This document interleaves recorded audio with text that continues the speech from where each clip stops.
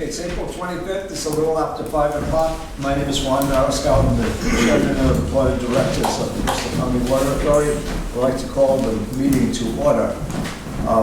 First on the agenda, and it's not on the formal agenda, but we have a new board member, and I'd just like to introduce him briefly, and if he has anything to say, he's welcome to say.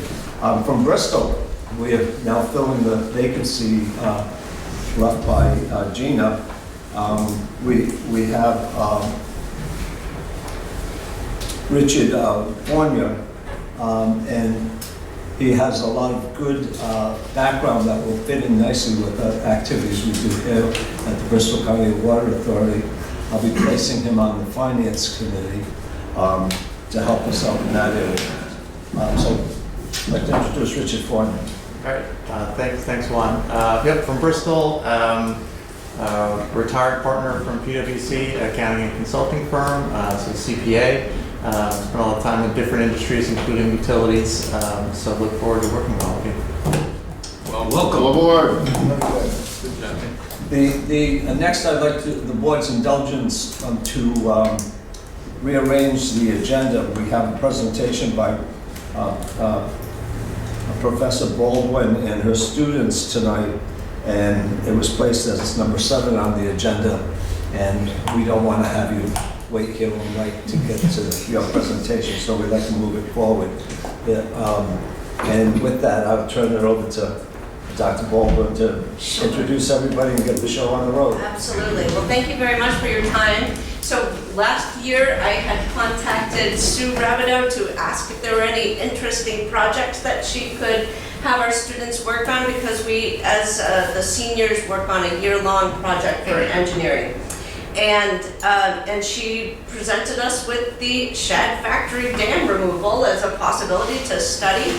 And so the students have been working since September diligently, and I hope you have get some insight into what they've been doing, and certainly ask any questions that they have. But they have a whole presentation for you.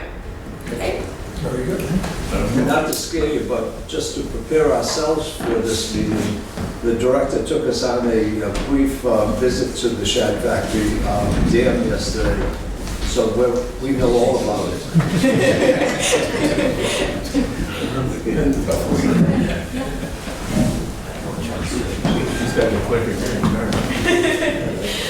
So hello everybody. As Dr. Baldwin mentioned, we're a group of students of civil and environmental engineers from Roger Williams University. We are all seniors and juniors. We spent the last academic year working on this project, the evaluation and removal plan for the Shad Factory Dam.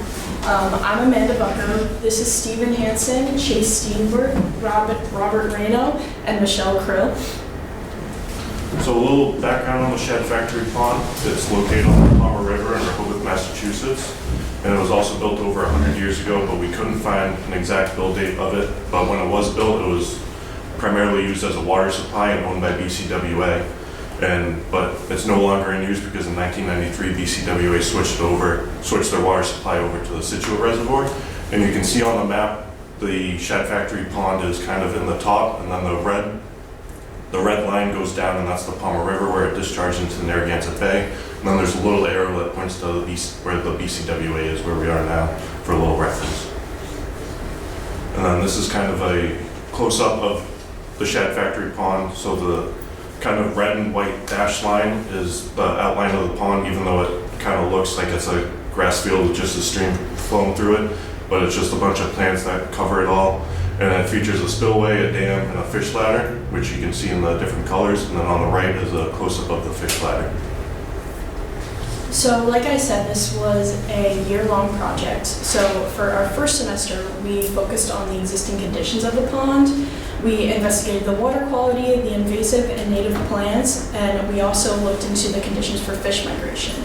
So after doing that, we came to the conclusion that the pond was in very poor quality and it would be a good idea to remove the Shad Factory Pond Dam.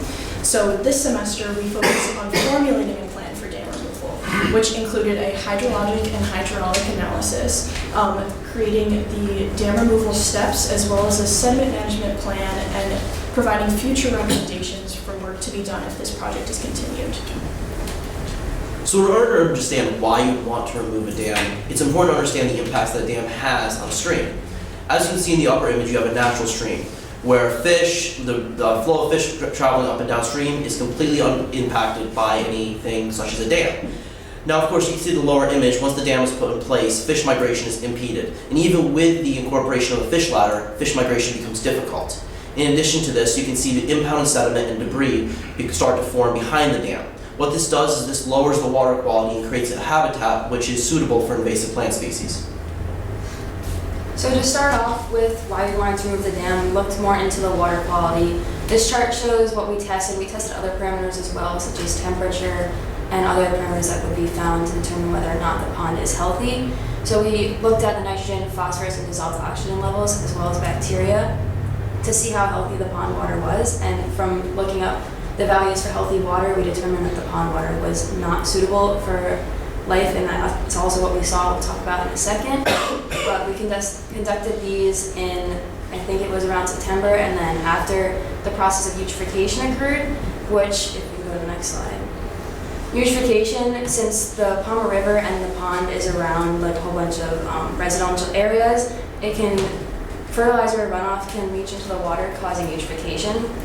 As you can see in figure 2, the algae blooms caused from the eutrophication, it's because of the presence of nutrients of nitrogen and phosphorus, which we had a lot of in the last slide when we did measurements.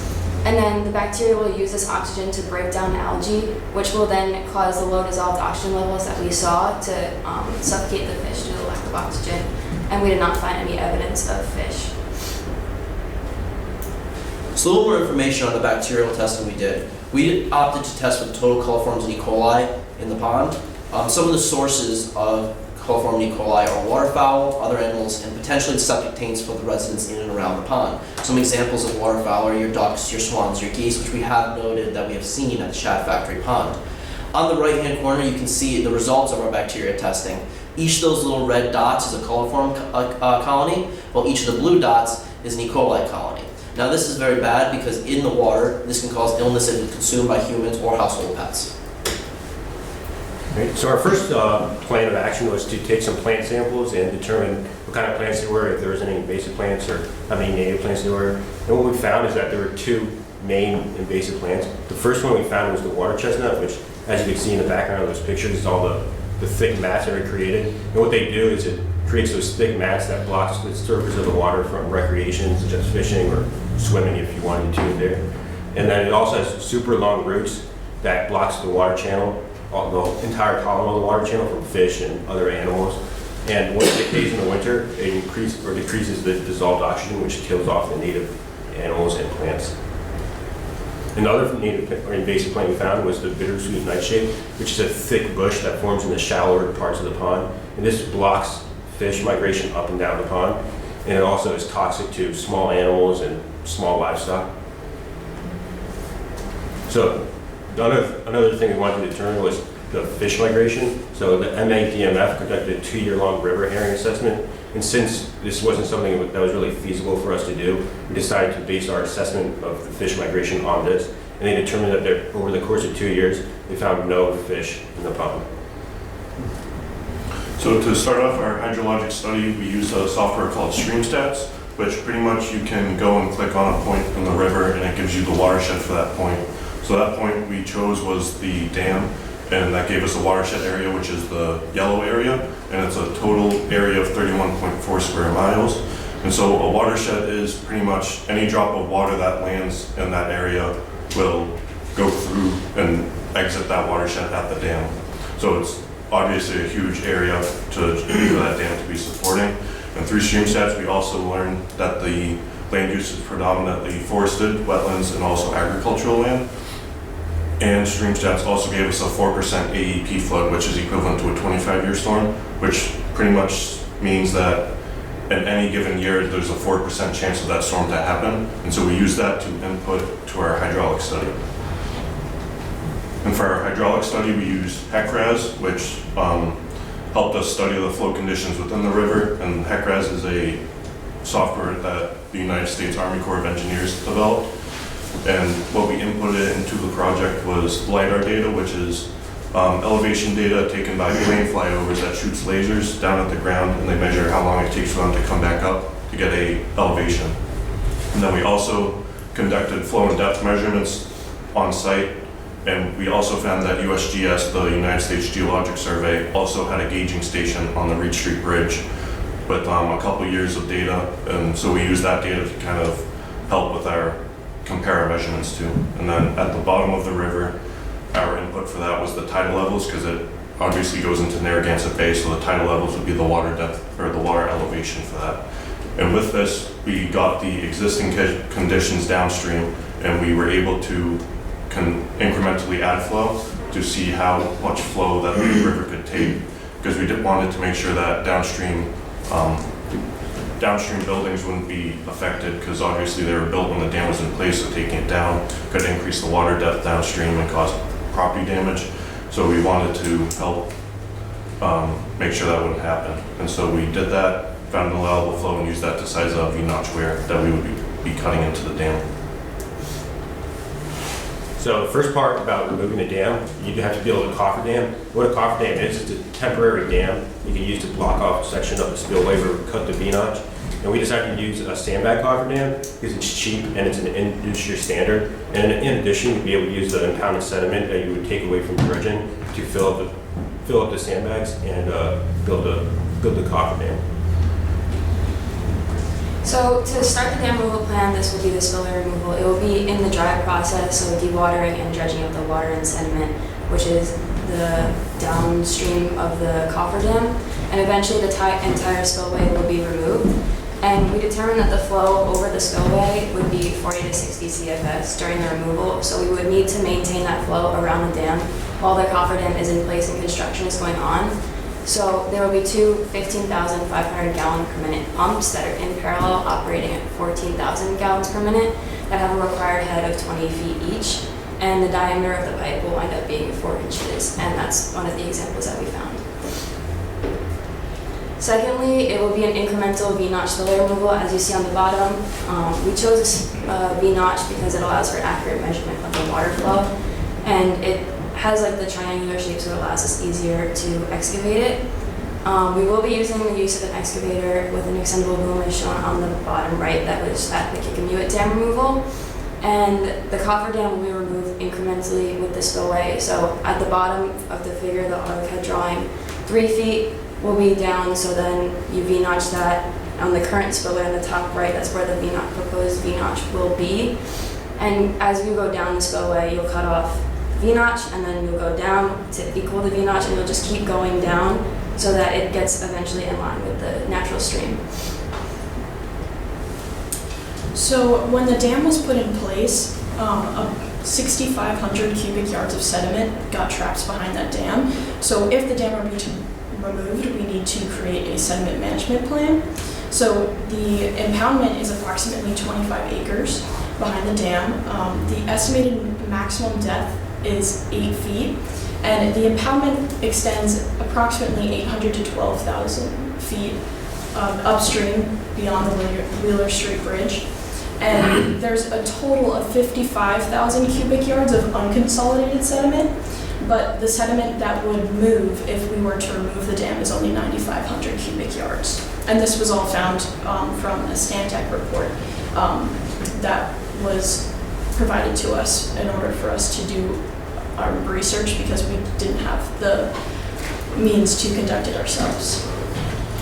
So sediment removal is important because there could be many impacts environmentally and to the infrastructure downstream if it's not dealt with properly. It can bury downstream habitat, and if this sediment is contaminated, it can cause lots of problems. It could threaten the infrastructure downstream and change the channel dynamics if it's not dealt with properly. While the dam is being removed, we need to put in place erosion and sediment control measures. So some common sediment control measures are hay bales, silt fences, and storm inlet filters that will be placed around the site to make sure that all the sediment is retained on site and it cannot enter the local storm sewer system throughout the dam removal process.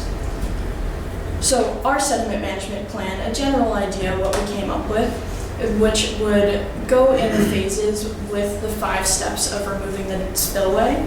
So once the cofferdam is put in place, then the flow would be diverted around the dam. That area would be dewatered, and that would allow for the dredging of the sediment. The sediment will be put into a separate area in order for it to dry, and then it would allow contamination testing in order for us to determine where the sediment can be disposed of. If the sediment is contaminated, it needs to go to a special facility to be dealt with, but if it's not, it could be possibly used in our sandbag cofferdams. So what are the advantages and disadvantages to removing the dam? Many of the advantages lie in improving the ecosystem of the Palmer River. For example, it would return the Palmer River to a natural flow conditions, reestablish a path for native fish migration, as well as removing the invasive aquatic plants and improving the water quality. Additionally, it would remove liability from the BCWA and remove maintenance costs. However, of course, there are disadvantages. To start, it would be an expense to remove. Additionally, it would change the hydraulic flow conditions downstream, which does pose a potential flooding risk. Finally, there would of course be community pushback to this and potential impacts to Wheeler Street Bridge. Going forward, we've made the following recommendations. We recommend a detailed structural and hydraulic analysis, conceptual alternative analysis of Wheeler Street Bridge, dam removal and environmental permitting, bathymetric data collection of the impoundment, as well as sediment sampling and testing. Does anyone have any questions? What's the name of your engineering firm? Give us a time. Everybody who needs. What happens to the Did anybody take a crack at what the cost would be? I don't think that's something that we have the equipment to do. What happens to the shad pond once you take the dam down? The shad pond would most likely return, retreat back and would return to its natural stream path. So it wouldn't be a pond anymore, it would just be the Palmer River. So all those people that have those nice homes on the other side of it won't have waterfront property. Oh, they won't. Which is why one of our disadvantages is community pushback. Then you get into the whole question of who owns the land that the pond was on. Is it an extension of the property that the people who own the adjacent property, or is it open for the public or what have you? I think they would get more land. I think the land would then go to the river edge. Right. Well, my first reaction to your presentation was, wow. Yes. You really did an incredible job in pulling it all together in a very logical progression of everything you studied. It was very comprehensive. You all handled the presentation well. Thank you. So they all get really high marks. We stood there on Tuesday afternoon and it looked absolutely beautiful. Yeah, it looked absolutely And the beautiful. dam looks very strong and stable. One of the major Did you take any advantages. samples of the sediment to see how, if it's really contaminated or anything? That's that's not something that we have the facilities to do. But Stantec, the engineering company, they didn't do any sampling, but they did a bathymetric survey to determine how much sediment was built up in the impoundment. But that's something that a professional engineering firm would have to do. I've got a question for you too. So if you took the dam down, obviously you have to deal with the soil and so forth. Would the area kind of come back to its natural state kind of on its own, or would there be further remediation that might need to be done to get rid of some of the invasive species, et cetera? Well, the idea with removing it is that it would most likely go back to it, but we're not 100% sure if there are other things that could impact that. But the water chestnut is predominantly in stagnant water. That's where it thrives. So if the dam were to be removed, it would decrease the population of the water chestnut. Would the lands that are returned to its natural state, could they be used for sort of flood attenuation, during flooding events, heavy rainstorms, even without the dam? Would it flood in that low-lying area first and then drain slowly down the river, or would it just bypass the whole area and quickly flood downstream? So are we going to be displacing a non-flooding condition with a flooding condition downstream? So it would most likely not build up there because there would be nothing preventing it from just moving because the dam right now prevents it up to the height of the dam. But so once the dam's removed, it won't be able to build up to that water surface elevation size of the dam. So it would most likely move downstream, and that's why we're doing the hydraulic analysis to see if flooding downstream would go down, which we didn't find out there would be. And in this return to nature scenario, is there a possibility of obnoxious conditions to the community because of the previously submerged lands now becoming dried out and having, I don't know, insect problems or wildlife problems or other things along those lines? Any thoughts? I think that's definitely a possibility Yeah. because, I mean, we haven't been able to do any sediment testing, so we don't really know what's there. But, I mean, it's definitely something that would be looked into in the future if we did probably look at other dam removals as well. Is the Wheeler Street Bridge the one right at the dam? It's right above so the Reed Street Bridge is after the dam. That's but Reed the Street Bridge. Wheeler Street is Brand at new. the top of the pond. Yeah, the Reed Street is brand new. Wheeler Street's fairly new as well. It is? Yeah.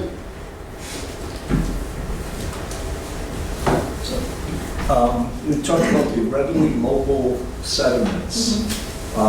So those are the ones that we would have to be prepared to remove? Yeah, so that's, if the dam were to be removed, that's this amount of sediment that would be removed. And we're fortunate that, I guess, our experience downstream here is that we didn't really find major toxins. I guess there was a couple of issues, but nothing substantive. So from one viewpoint, dealing with the sediment that's there, it might not be that big of a problem. 9,500 cubic yards, what is typically done with that type of sediment after it's been removed from a riverbed or? It can be used in other projects. It could be used in the cofferdams, sandbags that we plan to use. Like, it could be reused if it's not contaminated. Right now, we have no reason to believe that there is any contamination in the sediment, but it is good engineering practice to get a test to make sure that it isn't contaminated. The material that they removed from the Kiki has been used for landfill cover. Okay. Yeah, it's not something that has to be trucked away to a special No. disposal site. No. Did we sell them? We didn't, no. That would be figured in. So it's figured, it was part of the bid. Okay. Yeah, because one of my thoughts was, well, there's a lot of composting going on these days, and maybe there's some, and there's agricultural use within the watershed, and so maybe there's some interest in the part of some of the farmers or something like that to use that material. But on the other hand, is when a person puts in a bid there, he says, okay, what am I going to do with this material? And he says, I can sell it, or I have a cost associated with it, and that gets figured in. So, as young engineers, as from an old engineer, one of the things that I always found was that the biggest part of any project wasn't anything that you really learned about in school. And I'm wondering how school has prepared you for this, and that is, and you've identified some of the issues, and that's the community impact, because it's the technical sides of a project. They're usually pretty simple. You're going to build a bridge, you're going to put a pipe in to move liquid from point A to point B. That's easy to put down on paper, it's easy to construct, but then when you're going through somebody's backyard or tearing up a street or causing people not to be able to get across a bridge quickly, it all starts to fall apart quickly. So I was wondering what kind of exposure you've had to that kind of anything in your training thus far that would prepare you for that kind of cultural shock when you go out in the real world. I don't think anything really within the curriculum. I think everyone here has worked in internships and worked in the field. I know I actually was sent to a board meeting once during my internship, very young, which of course is a shock. You get that, the community pushback and things, but I think that's something that we've all experienced through our internships and a little bit of work that we've had in the field, but maybe not through the course curriculum itself. Yeah. We'll let you guys go knock on the doors out there. Good. Any other questions, thoughts we run Yeah, on? let them go, because they're gonna graduate. Yeah, they gotta stop packing. Oh, No, I just echo Oswald, you guys did a great job, both on the content and Excellent. delivery. Thank you very much. Thank you. well, Good thank you. job, well, congratulations. Thank you. Thank you. Best luck. Thank you very much. Can you What the leave grades were. a digital copy of your presentation with Steve? We have it. Yeah. We won't violate any of your copyrights. How many of you graduate this year?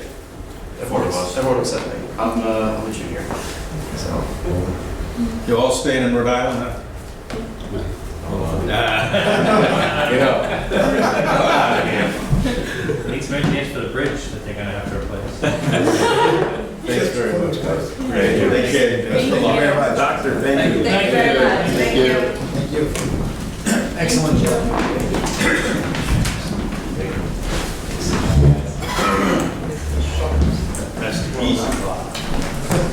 I don't mind the spotlight being on me, but enough of that. Okay, now back to the meeting. There is no members of the public here tonight, so no public input. Next item on the agenda is approval of minutes. We have a personnel committee meeting from March 27th. Move the approval of personnel committee meeting. Second. Well, and any discussion?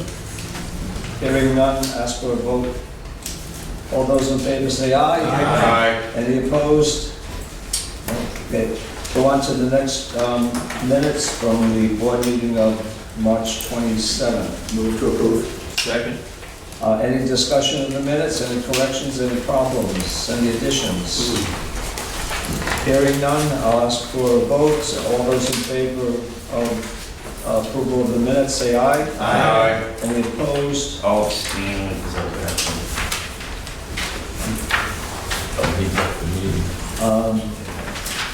Okay, now we'll move on to the executive director's report. Mr. Kutu. Mr. Chairman, report for April 25th, 2024. Tuckett Pipeline Project. We await the 60% design plans. We expect to receive them sometime in May. We had held a project status meeting with East Providence Water Superintendent and their DPW Director back on April 11th. And once we get those 60% roadway plans, they will be submitted to East Providence for their review. We did receive a significant letter of approval from the DOH that we've been waiting on since August 23. Yeah. And with this approval, Beta and their sub-consultants can finalize the design of the blending system. And we expect again to receive the conceptual design of that system and chamber structure sizing in the coming weeks. And with that, we'll be able to better site where that facility might be and engage the property owner there where we're planning on putting that structure. Just recently, actually yesterday, had a discussion with Sandy Mack, who's representing BCWA, and also Tuckett Water officials, their general manager, and their attorney to discuss the agreement. We seem to be getting close. We have some final edits to be made, and I hope to maybe bring that to the board maybe in May or June for approval. And any significant issues that are popping up on any of these three reports that you gave? Like when you met with these provinces, are they pretty much satisfied with what we're doing and the direction we're taking? Yes. Yeah. And health department's approval was one time in coming. Health Department was a long time in coming. Anything there that was a surprise? No. Oh. No. And they have been moving on this, but now with this, with actually the letter of approval in hand, it confirms that the approach that was taken, you know, that they've accepted that approach, so we can move forward and finalize that. You know, we didn't want to go too far ahead, you know, without this letter, so it's good to get. They've had quite a bit of turnover in the drinking water department. It seems to stabilize a little bit, and they've been a little more responsible of late, which is good. The demolition, that project, the phase 1's pretty much wrapped up. The canopy structure was completed this past month. I got a photo of it here. This will provide us with covered exterior storage as we move all of materials that we have currently within the plant buildings into these containers or under the canopy structure. I have to say that it's great to see the photographs in here because I wasn't expecting something this complex. It's not complex, pretty simple, but I wasn't expecting it to be this detailed, a canopy structure. I was thinking tent. Well, it's like storage boxes. It's connected to the storage boxes. It does have the boxes actually do have footings. We didn't require a stamped engineering plans to submit to the local building official for something like this, believe it or not. But we did the plans in-house, and we stamped the plans here. So, but that's been completed, and it was a combination of the contractor and our own crews putting this together. So it worked out well. And as you know, PAR is preparing the plans and specs for the next phase, which is demolition of the plant structures. They started doing some survey work, and they'll also be conducting an assessment of the old station structure. Not included in my report, I received an interesting email last Friday that I'll share with you, that I received from Ned Connors. Remember John? Ned gave that presentation that we went to regarding the pump station and how we should look at keeping the pump station. He's finally responded. Oh, I mean, keeping the old plant. So, sent me an email said, would BCWA have any interest in an administrative subdivision of the property such that a newly created parcel, including the 2 buildings, and some adequate space around them for access and additional parking could be transferred to a permanent or transitional owner. The new owner would accept responsibility for maintaining the buildings. It goes on and says the Warren Heritage Foundation let me know that they might have funds to assist in the marketing of the buildings once they're no longer connected to BCWA ownership. Might this be of any interest to BCWA? So I haven't heard from Ned in quite some time, so it was surprising to see that. We've been sending emails back and forth. I'll be meeting with him tomorrow morning just to gauge how realistic this is and what his thoughts are. I'll report back to the board. We've expended a bunch of money already to put on the path right now. We haven't. We haven't? No, we haven't. We've just started. And the first thing that Park Corp is doing is the survey work, and we would need a survey anyways if we're going to do any kind of subdivision. That's the route we're going to take.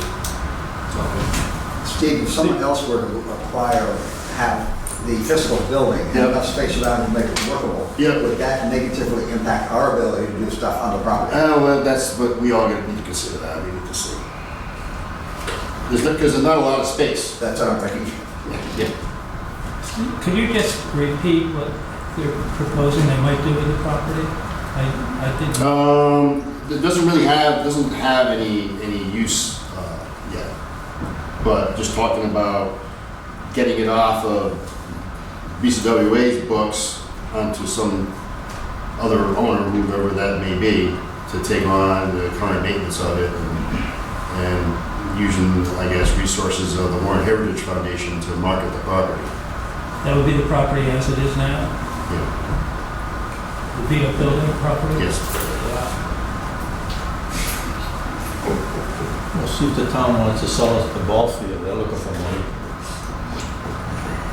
So, again, we'll see. Maybe this will be dealt with in item, agenda item 8. Okay, the dam removal project for the upper dam, we submitted a permit extension request to DEM Wetlands. The current permit was issued only for a year and expires on June 13th. And then additionally, we've submitted a permit modification request to expand the amount of fill to be removed that makes up the earthen embankment. We have a considerable amount of savings in this project to date because we have not removed, you hear the students talk about removal of mobile sediment. We didn't see a lot of moving sediment in this project. And the contract, the engineers were very conservative in the amount of sediment that was to be removed potentially in this project, and that has not manifested itself. So we have considerable dollars in this project. So one of the things that we started looking at was actually expanding the amount of removal of the earthen embankment in the upper dam. So we kind of redesigned that a little bit and sent that over to the Wetlands for their review. Just how much more has to be done up there? Well, it'd be quite a bit if we're going to remove more of the embankment. It's not down at the level of the river. No, I know that. I just wondering where I can get to that. Yeah. But they're not going to be back on site now until probably sometime in June. Really? And that's through by permit.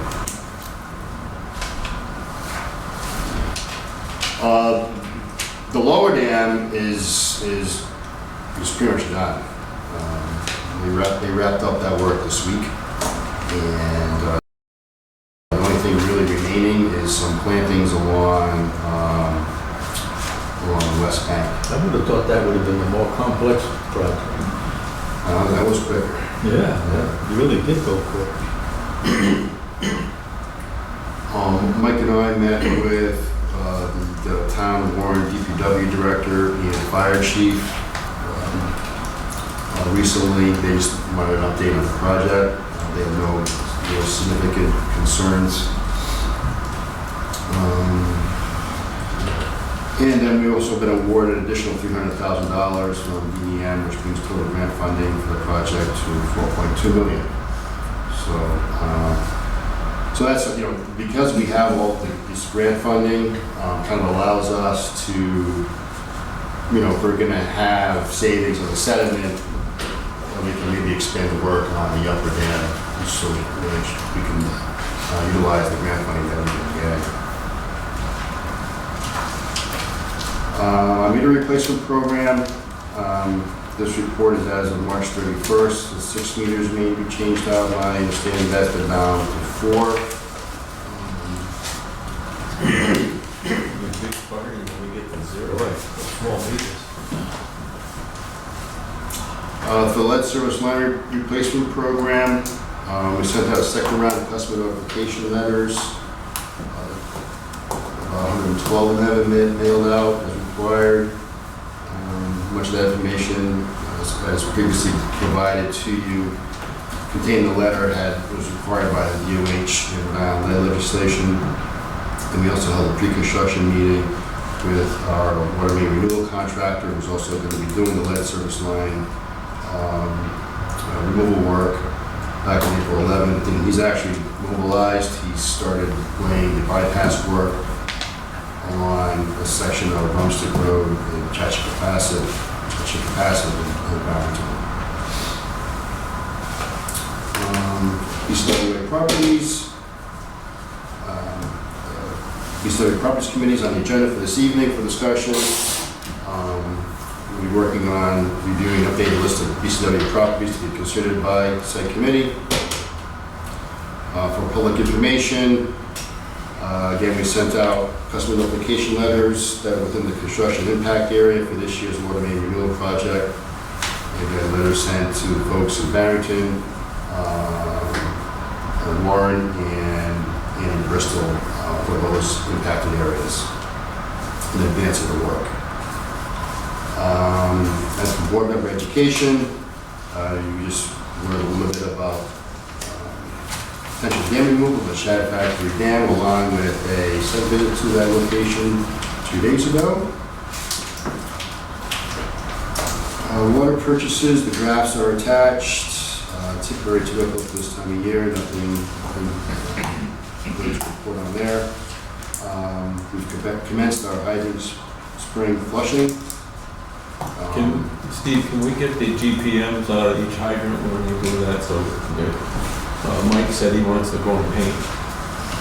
That's it. You know, we have never, it's supposedly a requirement to provide it, and we've never received it. So if we could, when they're doing it, It's an estimate, right? well, guys put a gauge on it and throw it and say, yeah. It's a gauge on? Yeah. So we get an estimate of the actual flow. I believe the number that the fire chief wanted is a model number of available fire flow at 20 psi. So it would far exceed the number that they're getting off the relative gauge. So that would be a modeling effort through one of our consultants. Because it's coming from Bristol, there's going to be significant valving changes once we do get the pump station, and we were going to do the modeling effort after. This is 3 years now. This is, they've been looking at it. Somebody's got to go paint the hydrants anyhow.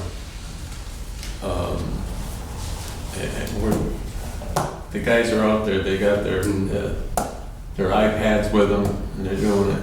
They should be able to punch the numbers in and come up with the values. It can't be like that difficult. I'm sorry, I'm not sure I understand the issue. A hydrant, dependent upon its location, gives out a certain gallons per minute. If you're in a serious concern, which hydrant do you use to attack a fire? You want to go where the most water is. And if you need to supplement that, you go to the next grid piece and supplement it and do that.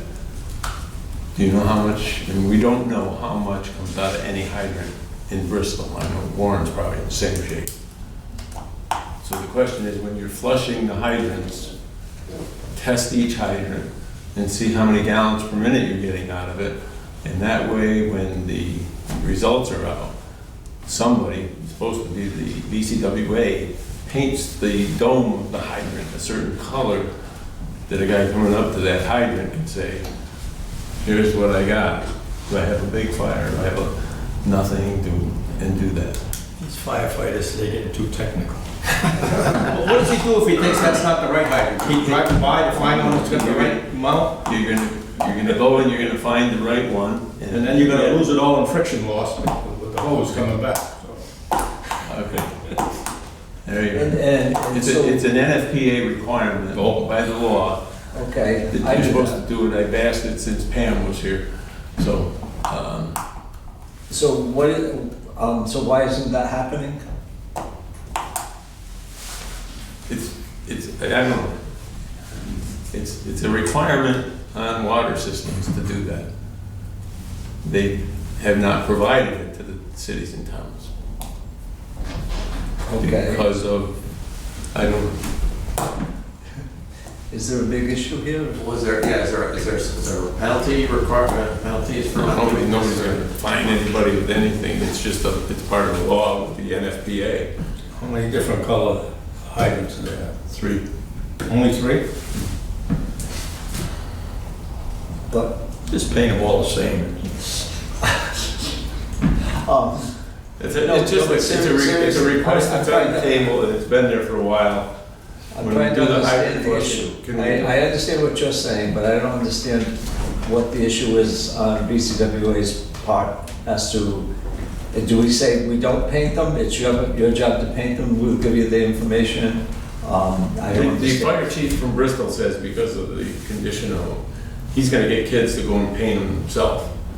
But the question is, each hydrant, how much GPM do you get out of each one? Right, and we must have that information. No? No. We have information based on the system without the Hope Street pump station. Okay. Once we have the Hope Street pump station, that'll change significantly.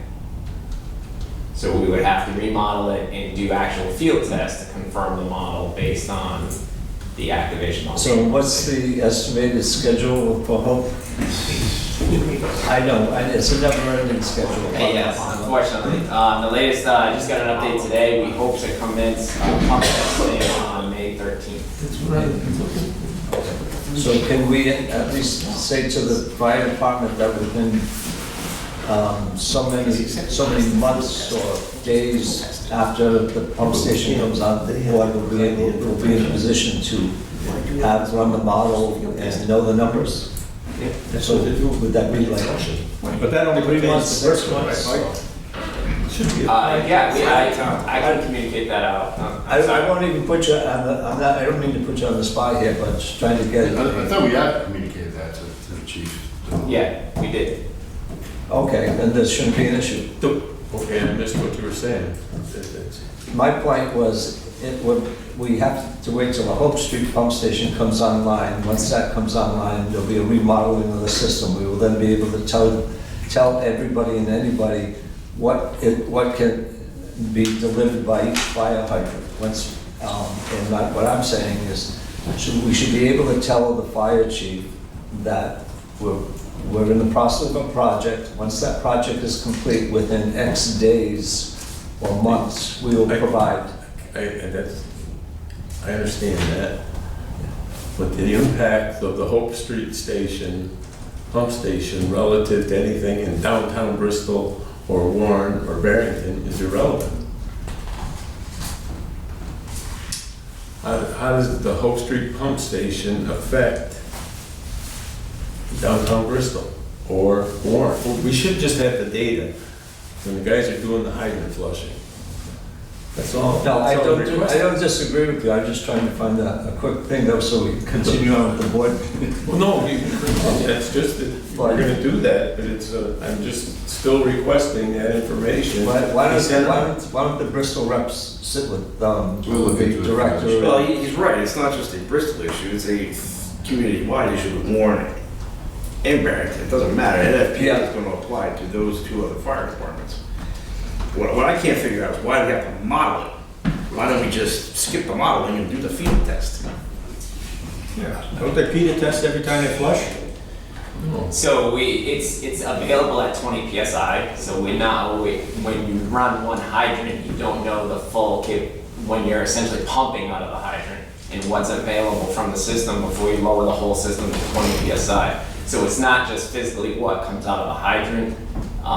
So we test that through pressure losses on other hydrants as we flow one. That is not what we do when we flush. We just see the actual output and we don't know its impact on the rest of the system. So the model will tell us that and it'll develop the flow for every hydrant. The other issue is once we do the revalving, we'll actually get less fire flow in some of the boundary conditions. That's something that we won't know until we recreate these boundaries. So there are a couple variables. No, I mean, we haven't received requests from local towns regarding wanting to paint the hydrants different colors. I've never seen it. I know it may be a requirement, but It is. Okay. I'll have them send it to the NFPA. I've seen the NFPA. And that's where it's specified by the gallons per minute, the color of the dome on the hydrant. Because the last time we talked about it, when the chiefs came in here, there was a possible proposal to use some caps or something over the domes. Yes. Yeah, it's just unfortunately the pump station is dragged on beyond our control, and that was always the trigger that would initiate the next steps. Okay, well, I understand that project delays, and we can't get something done that's not getting done. But what we do know right now is what we do know right now. We know how the system functions right now. And if tomorrow, heaven forbid, there was an instance that occurred that was exactly what Bob was talking about. The firefighters went out there and they tried to get water from hydrant A, and they decided, well, hydrant B may be the better one, or maybe it's hydrant C, and there's 3 fire hydrants within a reasonable distance. Which one do they take from? And we should be able to tell them that, and we should be able to tell them that now. And I don't know the details on the staff level, but I think we owe it to the towns to be able to enunciate what we can tell them and what we can't tell them, and we should be able to do that now. I think that's a reasonable thing to be able to do. So we'll talk further about this, and we'll ask for a report back next month on where we stand on that. And the hope would be that we will have a reasonable response back to the towns as to how they can proceed when they have a need to use a fire hydrant and what their choices are. Mark, just a quick question. Got a question from the kid on the block. Are the hydrants the authority's hydrants or the town's hydrants? Who's the owner of the hydrants? We own the hydrants. So, Juan, you know how I feel about it. I'm an old-fashioned firefighter. A hydrant gives you water, that's all you need. And that's what they're gonna do. Believe me, Juan, you get a fire on Hope Street in Bristol downtown, they're gonna grab the first hydrant they see. I don't know how the fire department operates. I don't know how we operate on a day-to-day basis on all the issues that we deal with. All I'm saying is that if the city or town is looking for information, we should be able to tell them, this is what we can tell you right now. And it might not be a perfect answer, but this is what we can tell you right now. We shouldn't be having something sit out there. And if it means you need to have the fire chief send another letter or whatever.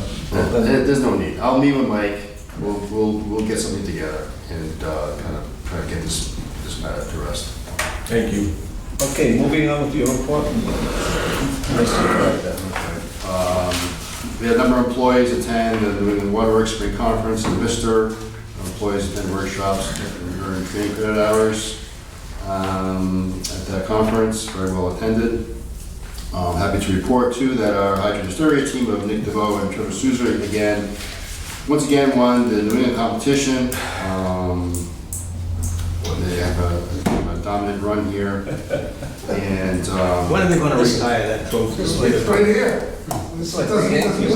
Give it to you after so many years. And they will be competing in the national finals at the American Waterworks Conference in Anaheim, California, with expenses being paid by New England Waterworks. Where are they going, Steve?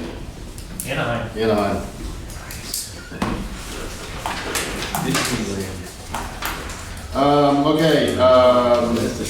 Another, I guess, piece of obsolete infrastructure that Bristol County Water Authority owns is the Shad Factory pipeline.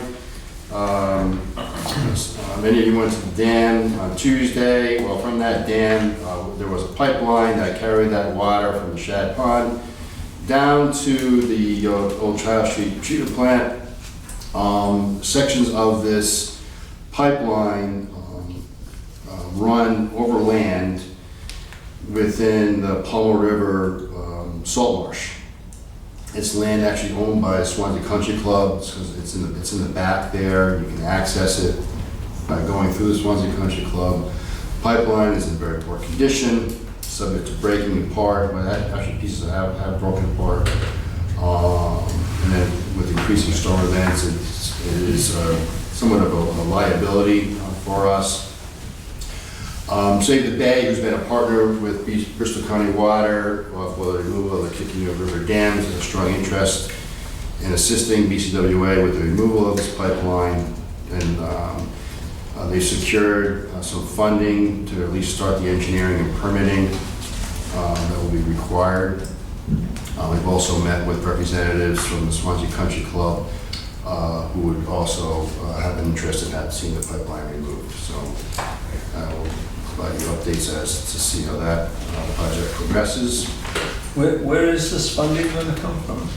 Save the Bay received some monies from Senator Reed's office.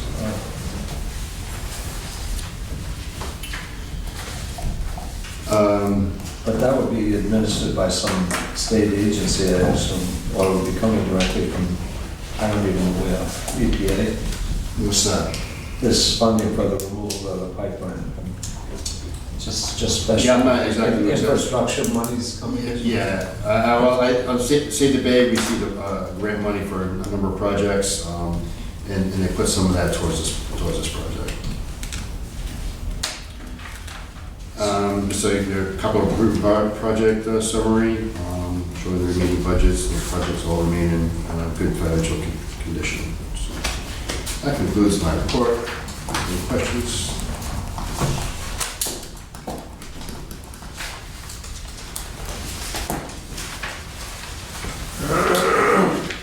Mr. Crawford? Good job.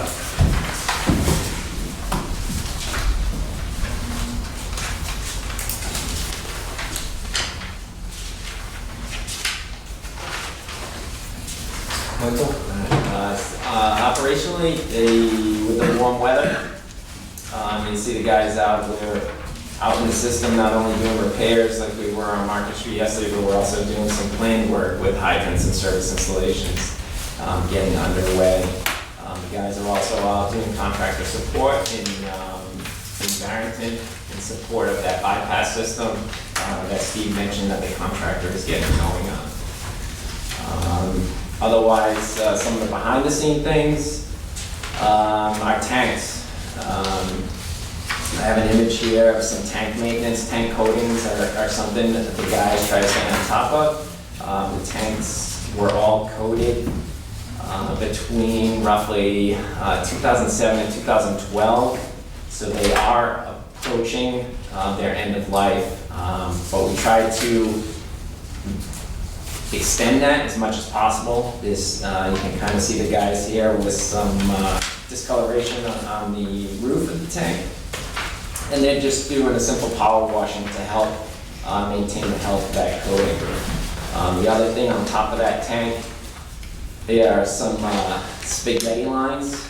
So that's our disinfection byproduct mitigation system.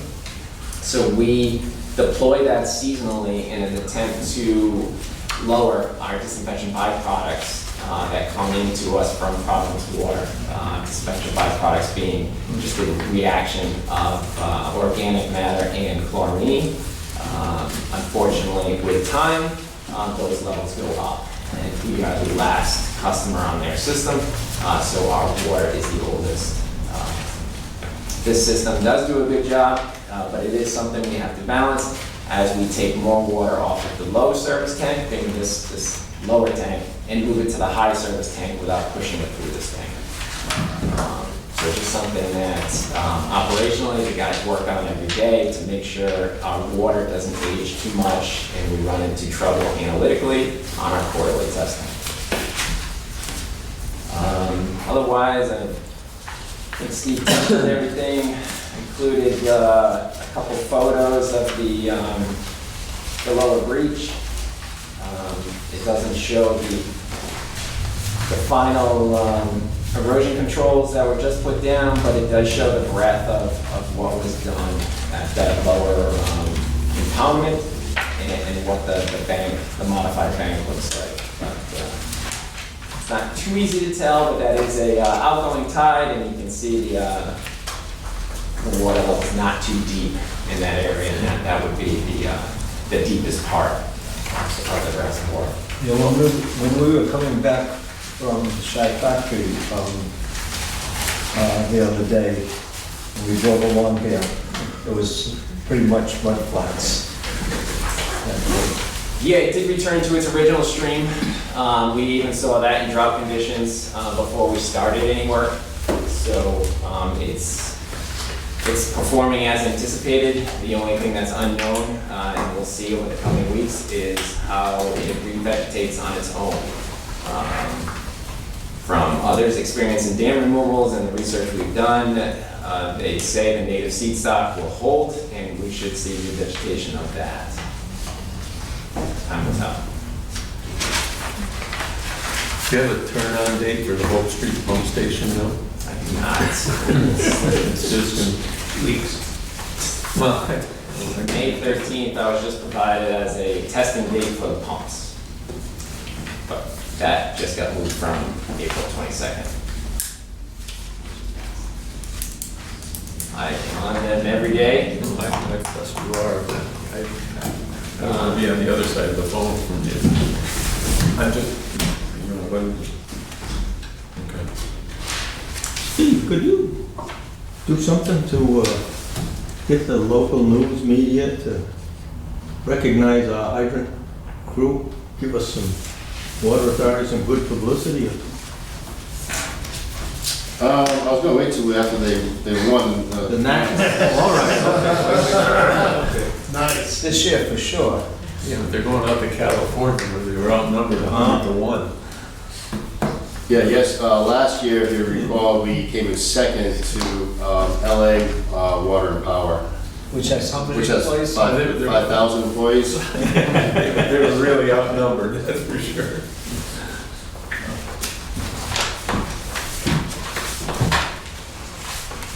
Looks like we're ready for finances. Okay. All right, well, this is the first month of the current fiscal year, so we just have March versus March. So March revenue is a little bit lower than last March.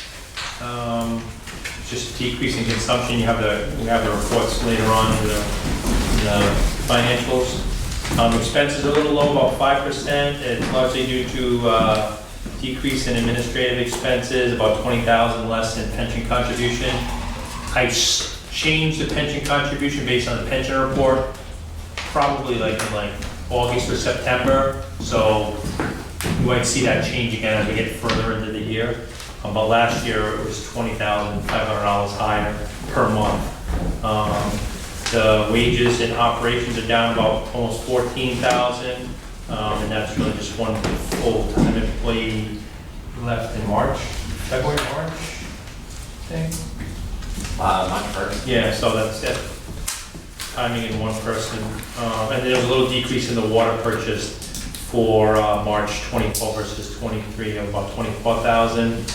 The actual to budget, the revenue is over budget, which is good, by almost 21%. Again, I budget by month, and I kind of look at the last 4-year average, try to spread it out over the years, not just divide by 12. And it just so happens that this March's revenue was a lot higher than what the average of the previous 4 years was. I think Joe was even kind of surprised how high the revenue was for March of this year. Expenses are under budget by about 15.6%, which again is good. That's a lot of that is timing. Again, it's only 1 month, so in this case, the pension contribution again is lower than the prior year from the budget. The water consumption is lower than what was budgeted. I do try to spread out the water consumption as well by the historical. That kind of flows a little different than the revenue because we bill behind. And operations and maintenance expenses just a little lower due to timing of what we did last year versus the budget. Again, the budget's just divided by 12. Well, when we get to pages 6 through 8, that's the dollars billed and the gallons delivered. Both the dollars billed and gallons delivered amounts are down versus the prior year. Last year's March was higher than the previous, however far back Joe's report goes, 8 years. That's part of that. That was the first month of last year that we saw that switch in the routes really hit. So this March is probably more like what it's going to be going forward. And again, 1 month numbers look a little weird when you look at 1 month versus 1 month. Page 9 is a trust fund report for March, credit debt service ratio of 7.38, which is very good. And then page 10 is the pension summary. Again, this is basically 9 months of the pension year.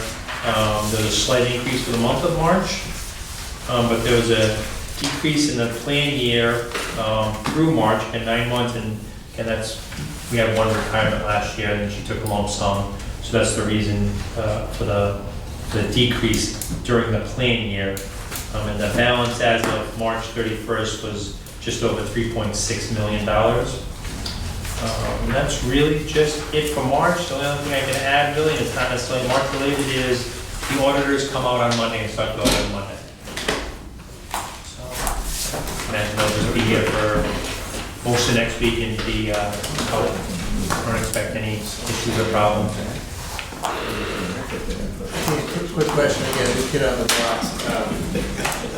228 is kind of an odd year end. Is this logic? Reason to why it's 228? That's one of my little pet peeves. I'd love to move it to like a December 31st, because to me, fiscal year 2025, 10 of the 12 months are in 2024. So it gets confusing when you're talking about, oh, with the project from fiscal 23, it was actually done in August of 22. It gets confusing. So that's kind of on my radar.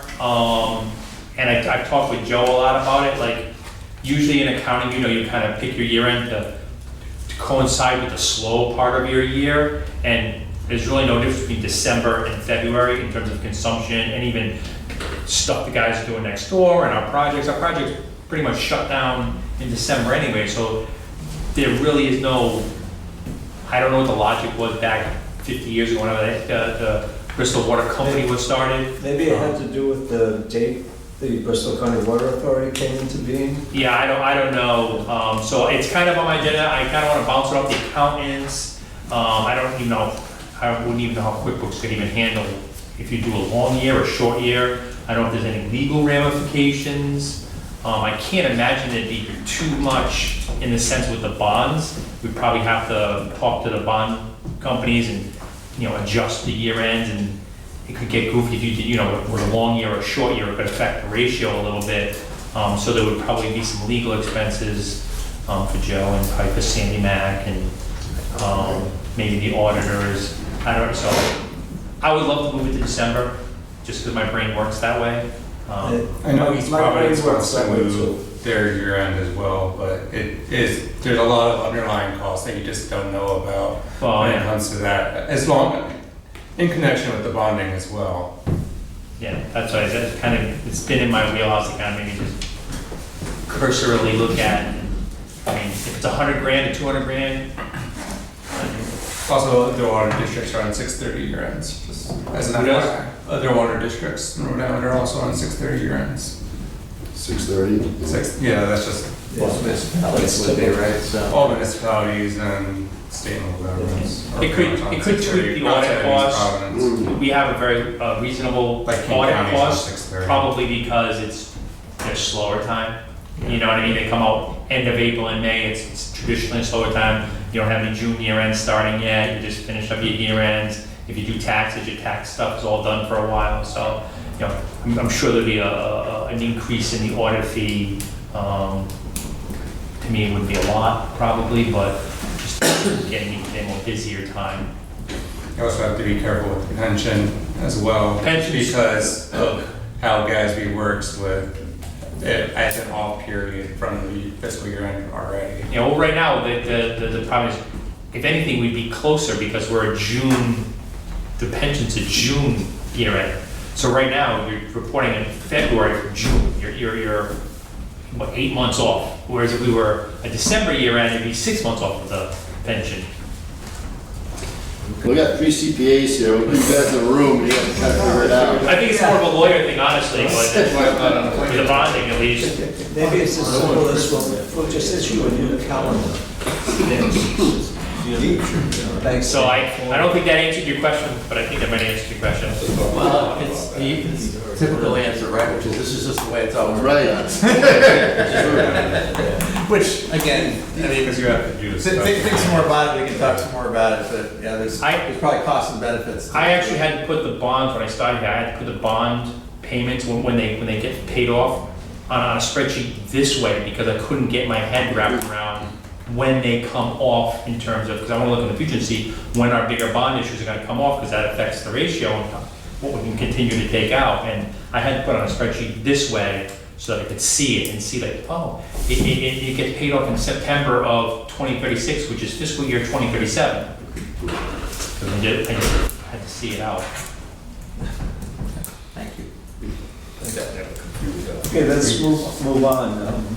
Next item on the agenda is board member of town council reports. Anything to report from the town councils?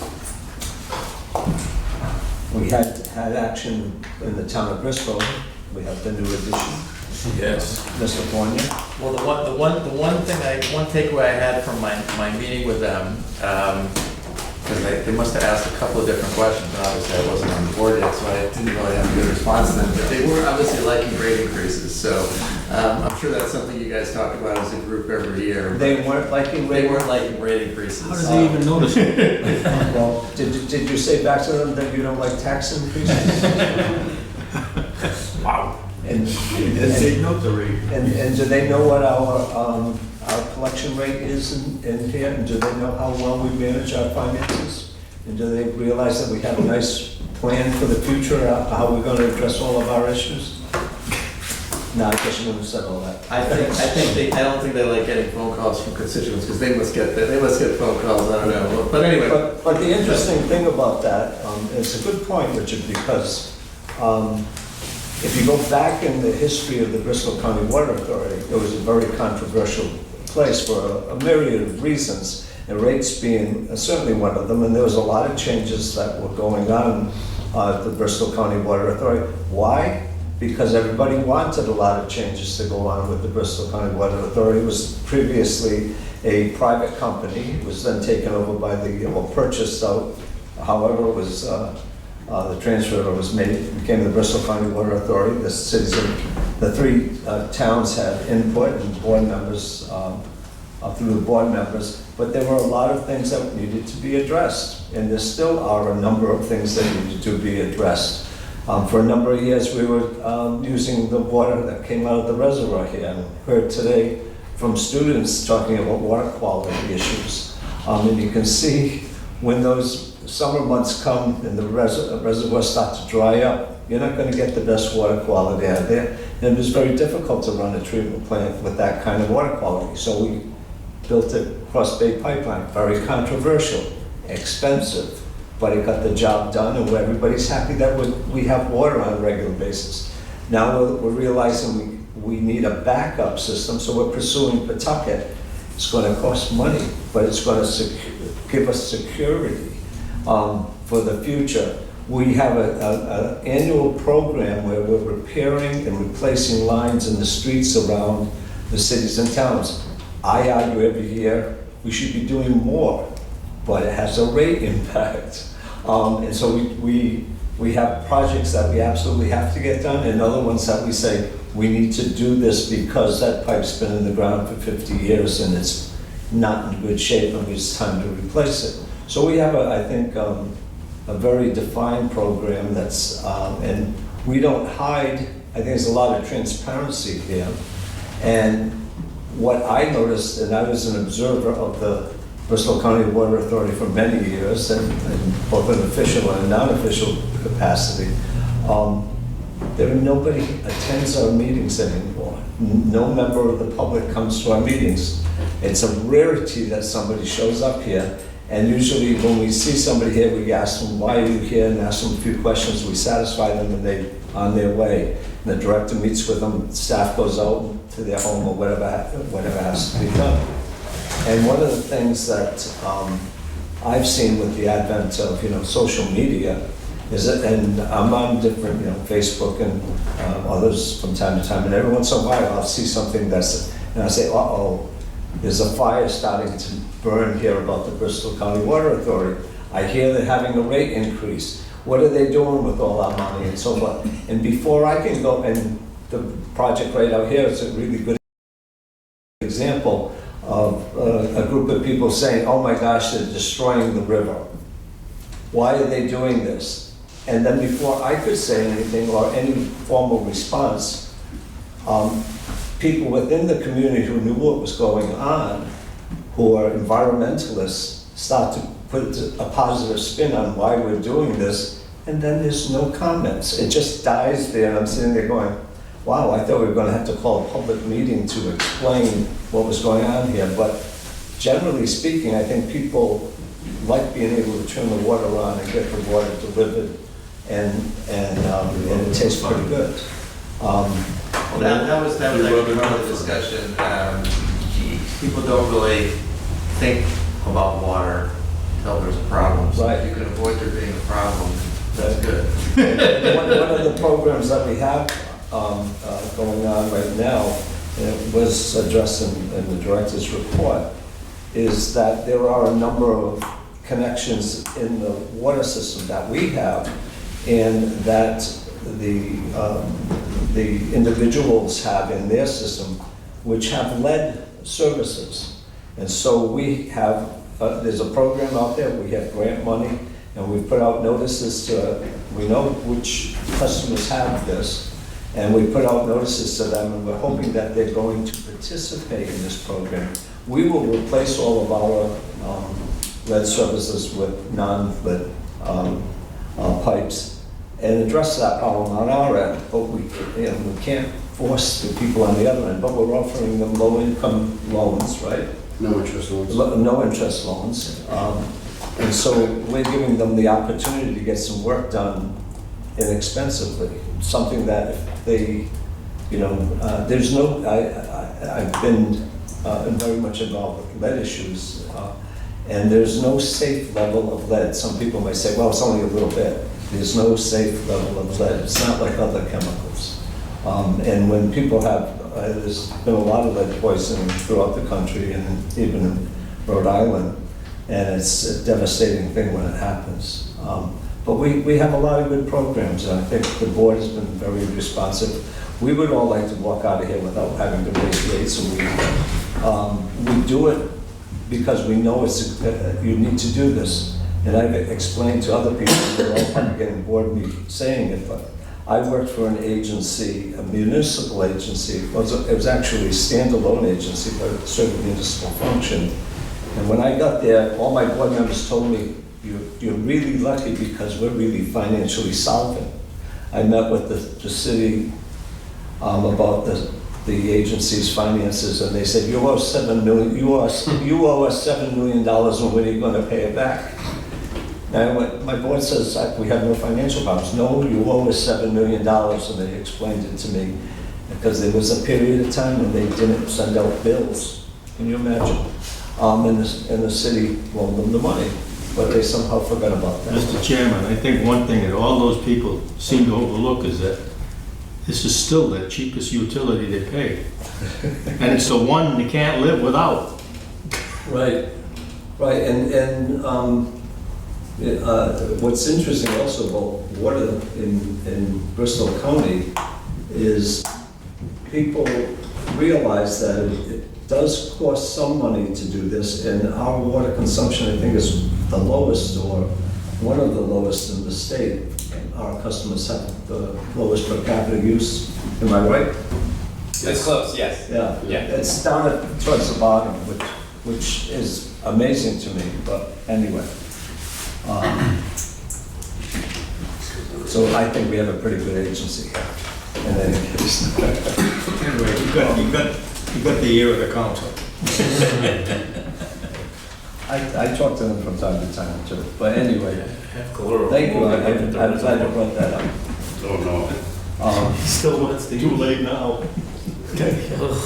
Okay, now we'll move on to number 8, formation of BCWA Properties Committee by Chairman Mariscal. I think I'm going to name on that one. We discussed this last month, and I said I had prepared something, but I didn't want to present it without you having some time to review it. So I put the final touches on it, had legal counsel review it to see if it made any sense, and he corrected my English and corrected my thinking in a few areas. And so I have a proposal to create a properties committee. And I think what I wrote here speaks for itself, and I gave some possible activities as examples. This is a 2-page attachment. So The question comes before the board, any discussion? Yes, sir. Mr. Chairman, I'm wondering if the creation of this committee oversteps the traditional boundaries between the board of directors and executive management. And let me give some meaning to that. Typically, the board of directors sets the policy for the organization, and they don't necessarily get involved in the day-to-day work. And that part of it is done by the executive management and the people on the team. And in my experience, that's done for a reason. It separates the two, because that way the board of directors can oversee the work of the organization. And when I read through what's proposed here, it appears that management is directly involved in the work that has to be done. So based upon my thinking about this, it would be better not to have management directly involved in the work that has to be done. Management Because there'd be nobody to oversee that board. through. What? Management meaning the board, you're saying? Yes, people on board. Yes. And for what it's worth, this thinking has been brought to me before with other groups, so I think it's an important point to consider. It not only is the creation of this committee perhaps not typical of what is usually done, but I think by not having the committee, it tends to have the authority where it belongs, and that's with the position of the executive director. And the executive director is probably extremely well qualified to do the work that has to be done here, and there's probably nobody else more qualified. What is proposed here is nothing different than what is done by any other committee of the board. I think it probably actually explains what this committee does more so than other committees, and if I'm wrong, I'll gladly accept that. But item 5 in this outline is recommendations of the committee will be made to the full board, BCWA, for action when and if necessary at a monthly board meeting. That is absolutely no different in my mind than when, for instance, we were going to hire an executive director. The personnel committee was deeply involved with that and made a recommendation to the board.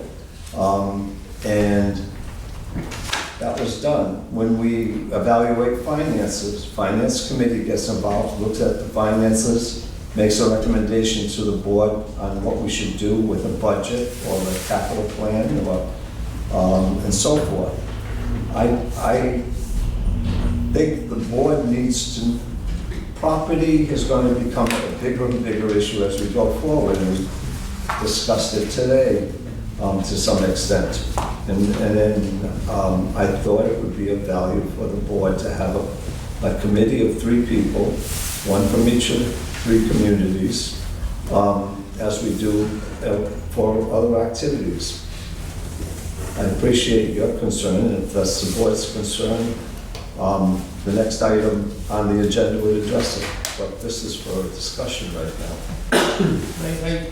I heard what you said, but in number 3 it says they will be actively involved in all matters involving any BCWA owner of these controlled properties. That, in my mind, reads actively involved. With finances, the budget is prepared, but the head of the finance committee doesn't do the budget. He may communicate with the people, but he doesn't do the budget. And I think there's a difference between that and what's described here. To me, it creates a conflict of interest, which I don't think is appropriate. I can strike the word active on it there. It's probably superfluous. A committee should be actively involved in whatever they're talking about. So the word actively isn't a functional word. Well, that's the word that's there. No, I know, I wrote it. But then again, if we look at the organization, I mean, there are other areas that have a lot of responsibility, like the Pawtucket Pipeline. We don't have a special committee to oversee that. is in the best, most capable hands that anybody can imagine. Our executive director does a superlative job. So why would we need a committee for this when with the protective pipeline, it's handled by the people under the executive manager? I don't see any differentiation there. And I might not see any differentiation there too, and it might be appropriate. And in the past, I believe this agency had an engineering committee or a projects committee, and that is pretty typical of most nonprofit utilities boards and commissions that I've been associated with. I'm not here to argue with you about this. I appreciate your vocal concern and what you outlined. And if the board doesn't think it's a good idea to accept, develop this committee, I can't go against the board. I'll just accept it. The idea here was we had agenda item number 8, formation of the committee. I explain it in here. You've outlined some issues associated with it. There may be other people who have thoughts about it as well. And then item 9, it says approval, but it's really, a vote on a recommendation to create a properties committee. I have just one other thought. When I first came here, one of the first things that was given to me was a document that covered the conduct of the board of directors. And the point I brought up was one of the most important items in that document. So I'm not just speaking from my hip here. I just think it's not good to mix management with the board and the administration. I'm trying to get the board to, I don't want this to sound like I don't believe the board considers issues carefully. I think they do, and I said a few moments ago, I think we have a good agency and we have a good board for certain. I'm just trying to expand our knowledge of the operations and what the repercussions are of what we do on a daily basis. And by setting up a committee regarding property, I thought it would be good to have 3 people who understand the issues completely and can come to the board from time to time to recommend actions to be taken associated with properties.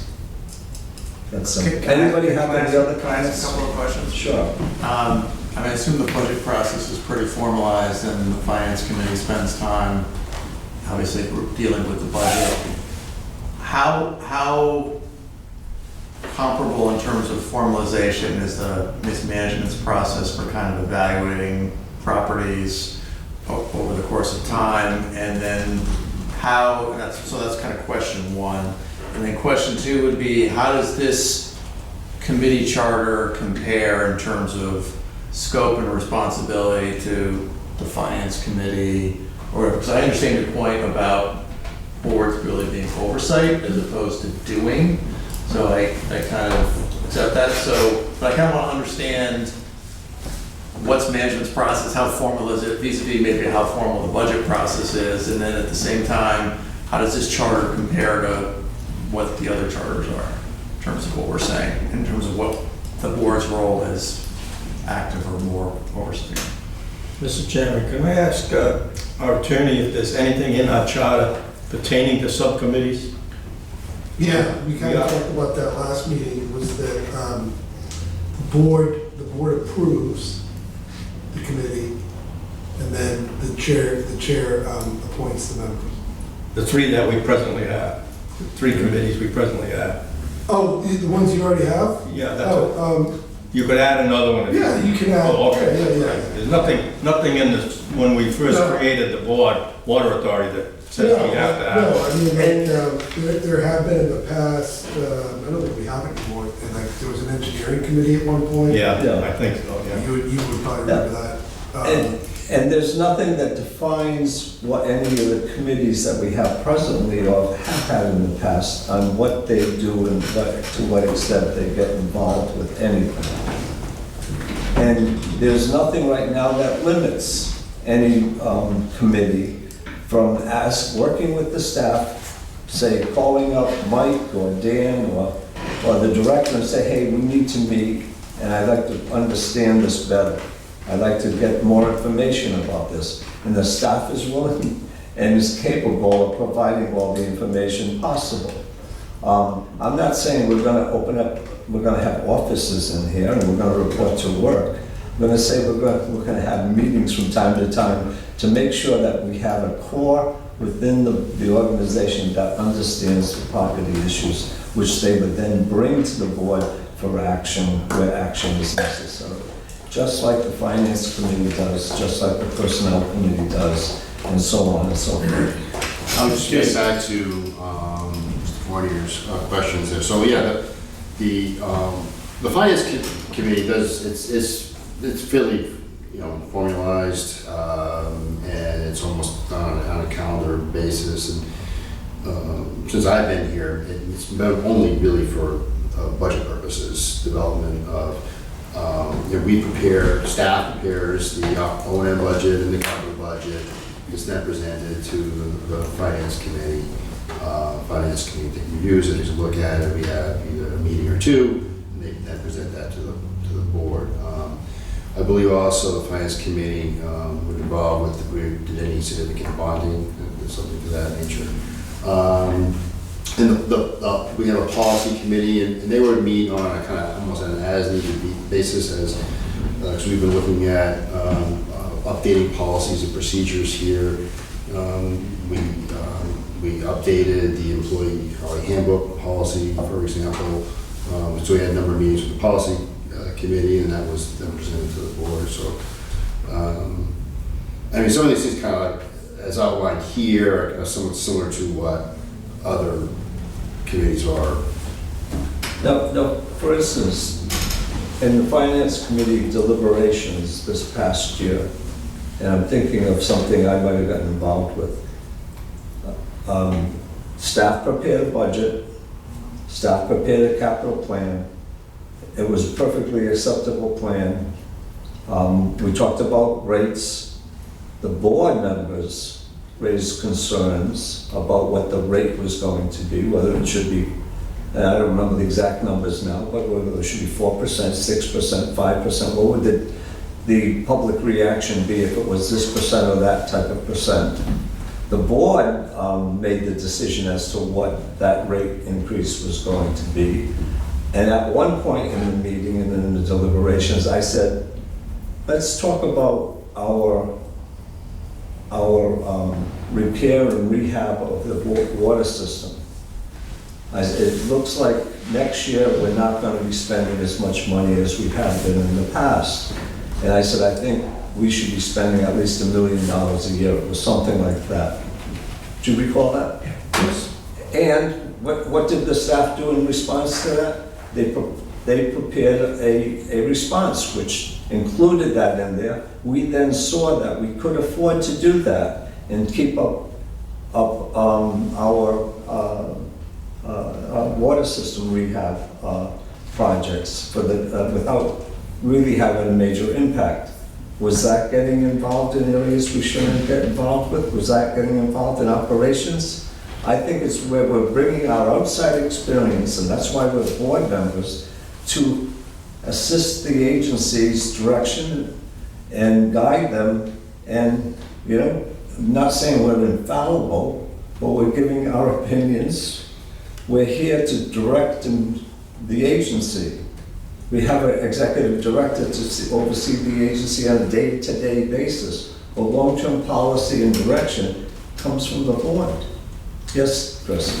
If you go ahead and take out number 3, number 6, and that stuff on the bottom, I think what you're trying to do accomplish is handling the political and maybe community pushback on some of the properties that could become available or used in a different approach. That way we're not getting into the weeds with crossing over into management. The BCWA employees, the director are doing their job, and then we're handling the ultimate oversight in a committee that then we can bring forth to the full board. Are you in number 3, are you reacting to the second sentence? I would just get rid of the entire thing, scratch it out. 3 should go. And then get rid of 6, and then possible activities, just get rid of that as well. So you've got your purpose, membership, the fact that we're gonna meet openly and publicly, and then we're gonna listen to what they have to say and make recommendations based on that. Okay, I saw those differently than the two of you, but I don't see it affecting the committee's role, and I have no problem with what you're suggesting. I just want to be clear, this explanation came out of the last meeting where the board was sort of asking what the purpose of, so this isn't necessarily going to be a set in stone like charter. I get your point, but I just want everyone to be clear, like, this is not going to be, you know, the other committees don't, the other committees have sort of, you know, a little bit freer reign, and I think this committee would too, so I just want to be clear that this won't, you know, this won't be sort of codified anywhere. Right, this was the only one, we were talking about, you know, how the other committees' responsibilities defined. In my mind, it's not as defined as this committee right here, but I can understand what you're saying. I agree with Chris, and I think when you spoke about the finance committee, the difference there compared to what's written here is that it came from below. You know, the people, the head of the chair of the finance committee didn't do the work that had to be done, and it came up to the board, and it's the responsibility of the board to review that, to oversee it, and that's what you did, the people on the board did.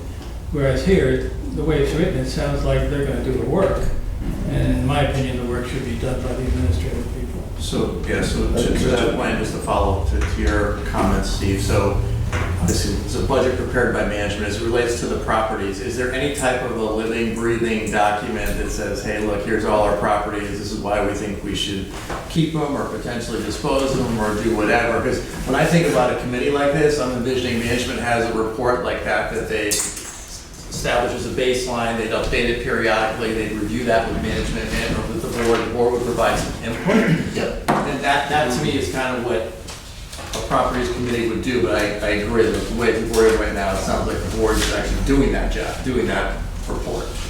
Who, the board? The way this is reading, it sounds like the board would do that report, but I don't know whether that report even exists or if that's something that's just kind of in your head. No, there's, it has been done. It needs to be looked at and updated, but how I envision this is we haven't had a lot of discussion on properties kind of up until now with the removal of the dams, and you know, there's been some interest in, you know, the town of Warren. I've met with their conservation commission because we have a number of adjoining properties, and you know, so items like that could be discussed with the properties committee. But you know, how I look at it is we need to lay out like all the properties, right? A number of them have certain deed restrictions associated with them. Some of them are bought with state monies for watershed purposes. You know, how do we get out from, you know, underneath those properties? I'd have to, you know, meet with Joe on a lot of this and just kind of develop a list, what can be done, what can't be done, kind of thing, and present that to, you know, this committee, this forum, and kind of let the board decide what, you know, what they want to do with the property. You know, and also discuss any kind of proposal that we may get, such as the one I just recently received with respect to the old plant buildings, you know, so. Everybody said Steve, but I think the people in the best position in the future to understand what should happen to the properties would be the administrative people, led by the Office of the Executive Director. Nobody, in my opinion, knows more about what should happen to those properties and how they should be used, not only now or a year from now, but maybe 10, 20, 25 years from now than the Executive Director.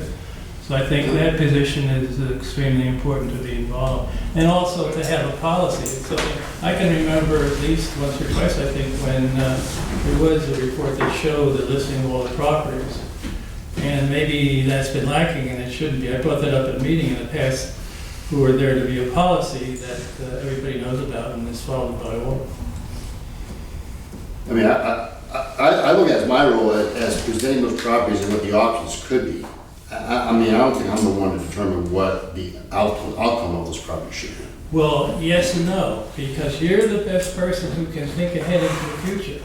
I mean, what is vacant and might seem unusual now, 10 or 20 years from now, might not be. It might be a piece of property that's needed by this organization. So you can bring the best thinking to that type of process. Absolutely. I don't think it's about who is the best, and this is not, it was not an attempt to say, I'm going to take away authority from the staff and put it all in a committee, and that the committee, the 3 people are the best people to go and make all of these decisions.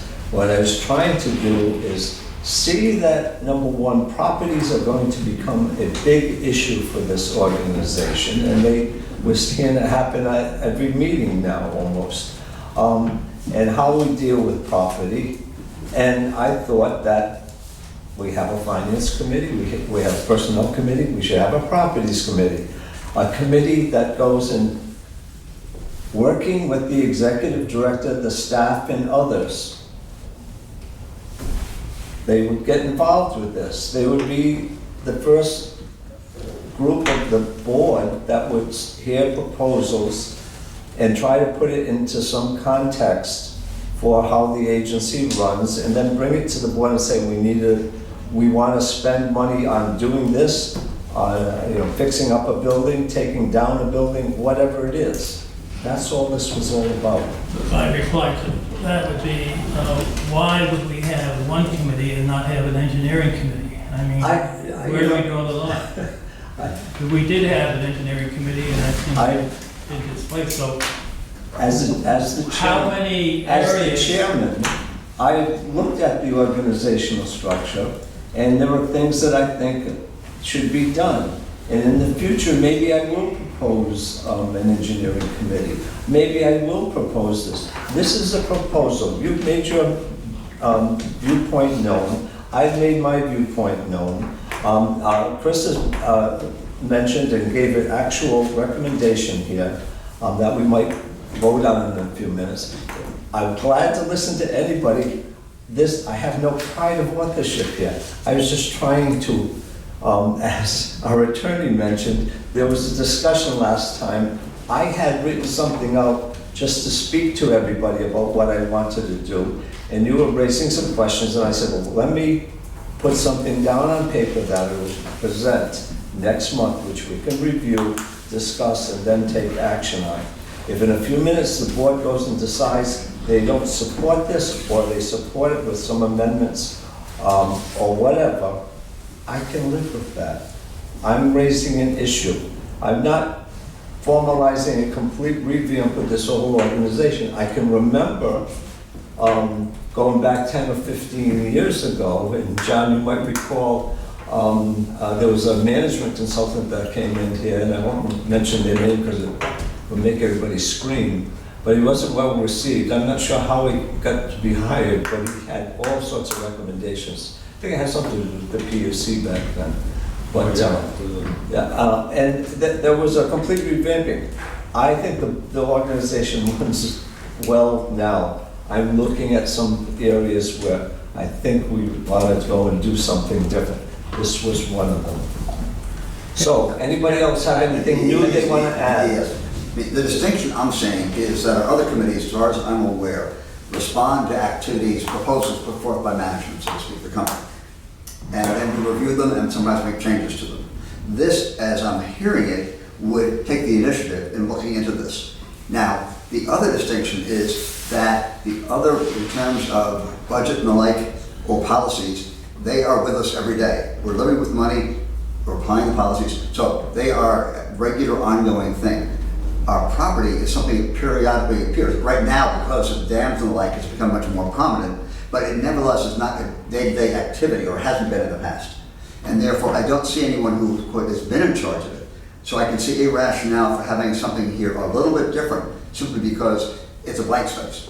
there doesn't appear to be a charge to any person within the staff, other than Steve, to be watching properties with a long-term perspective.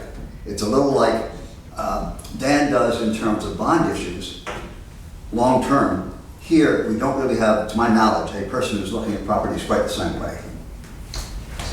But to just follow up on that, so maybe because it isn't affiliated with some branch of the business, it should be.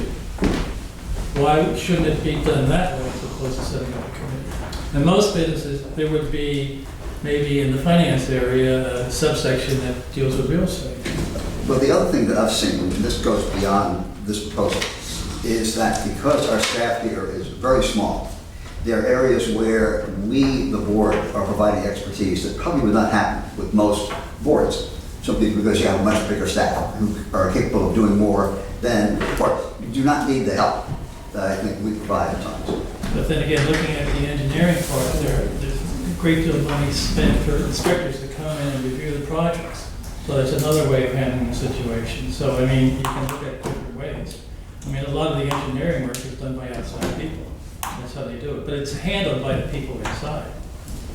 So my take, just in response to when you had mentioned, Steve, I mean, or maybe first with Juan, I get there's things that come up from time to time, and properties are a thing now, so we probably should have a properties committee.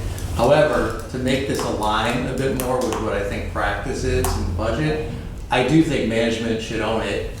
Management should be making recommendations. This committee is here to play devil's advocate, because, and if management doesn't have the expertise, then that's why you hire a consultant, right? To kind of help you do that, because we might need that as a board anyway, because I'm not sure any of us are pure real estate experts, right? So personally, I'm good with having a committee, but I think management's got to own it and would have the plan, would make the recommendations, and this group would debate it and discuss it and say yea or nay. If we go back to Steve's monthly report, he points out BCWA properties, and he talks about, in the second item, he says staff will review and update the list of BCWA properties to be considered by the committee. Yes, Tuesday, we went out to the Shad Factory dam and property, and I've been out there in the distant past, but there are board members who weren't familiar with that. I thought it'd be a good idea that we go out there. Steve suggested it was a good idea. We went and visited the other property that was being worked on, 6 months ago. So I felt that, what he's saying in here is what's going to happen. Staff is definitely going to be doing the work on a regular basis, but I want properties to be a focal point. So it would be, the staff would come to the board and say, here's what we're doing. Here's our properties plan. We have these kind of properties, we have these kind of properties, and these kind of properties. Here, public has no interaction with their standalone facilities. They're not even on a main street or something like that. I take the Hope Street pump station where I used to live across the street from, and say, that's a public facility, even though we don't access it. We have to deal with how that property functions and blends in with the community on a regular basis. And I think that's something the board should have some impact on. So, Mr. Chairman. Yes, sir. Not that I want to add any extra burden of work to them, but how about we just ask the executive director to present us with a list of all our properties, what they were used for, and what they might be used for in the future. So now, on the present proposal, or the proposal that he outlined today, where somebody has a proposed use for one of our buildings, how would that be handled? Just like he handled it today. He received the letter and he let us know about it. And so you don't need any more information about that? Well, not till you need action. Yeah, I don't want to, let's not get too far afield, because that was for informational purposes only, so I don't want to discuss something that's not on the agenda. Hypothetically,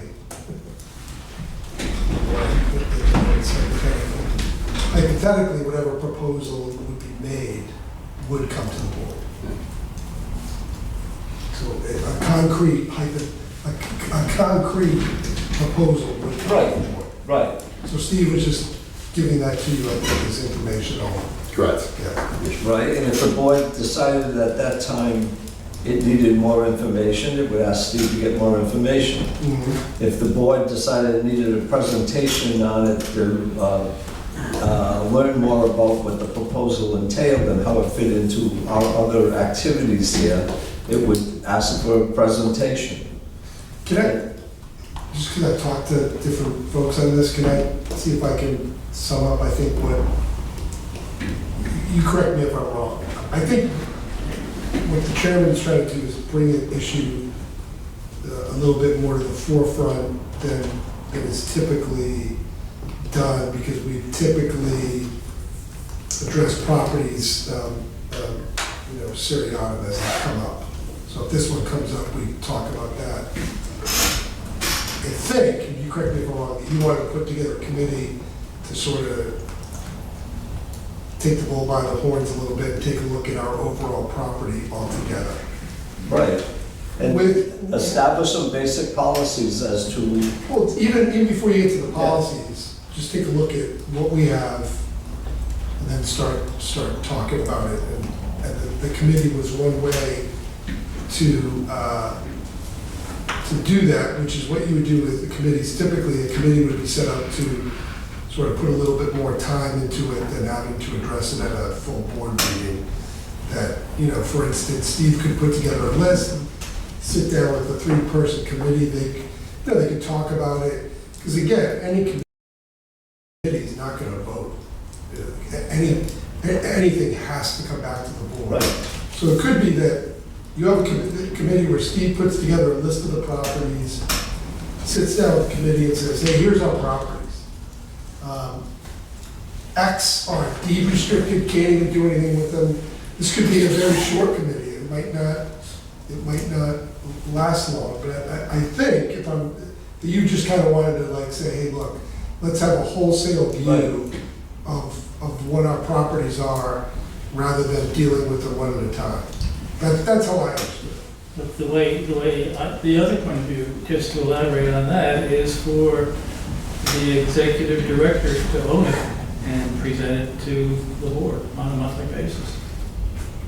I think that was the key, that it didn't need to go on a monthly basis yet, that you could have a committee.